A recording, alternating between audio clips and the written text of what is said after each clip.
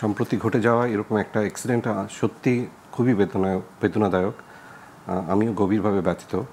আমি যেটা যেটা প্রাথমিকভাবে বলতে চাই যে এই ধরনের বাচ্চাদের সত্যি আসলে একটা মনের গভীর ক্ষত সৃষ্টি হয়েছে বা হয়, যারা এই ধরনের পরিস্থিতি সরাসরি এক্সপেরিয়েন্স করে বা লাইফ থ্রেটনিং কোনো কিছু দেখে, এরকম অ্যাক্সিডেন্ট নিজে এক্সপেরিয়েন্স করে অথবা আপনজন যারা হয়েছেন, অভিভাবকরাও এই ধরনের সমস্যায় ভোগেন।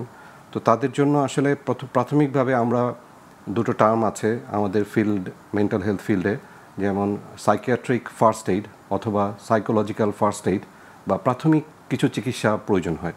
আচ্ছা, মানে এই বাচ্চাগুলোর এখন কি মানে তাহলে এই ফার্স্ট এইডের কি দরকার আছে? বুঝতেই পারতেছেন এমন পরিস্থিতিতে তারা তাদের ইমোশনাল যে ব্যাপারগুলো, তারা খুবই এংজাইটিতে আছে বা খুবই দুশ্চিন্তাগ্রস্ত, কেউ কেউ হচ্ছে খুবই প্যানিক বা আতঙ্কগ্রস্ত, কেউ কেউ হয়তো খুবই মানে তাদের কান্নাকাটি শুরু করে বা ঘুমের সমস্যাগুলো হচ্ছে। তো প্রাথমিকভাবে আমরা সাইকিয়াট্রিক ফার্স্ট এইডে যেটা করা হয় যে যেটা মানে প্রাথমিক চিকিৎসার মতোই, তো এটা শুধু পুরোপুরি যে প্রফেশনালরাই দেয় তা না, ভলান্টিয়াররাও দিতে পারে।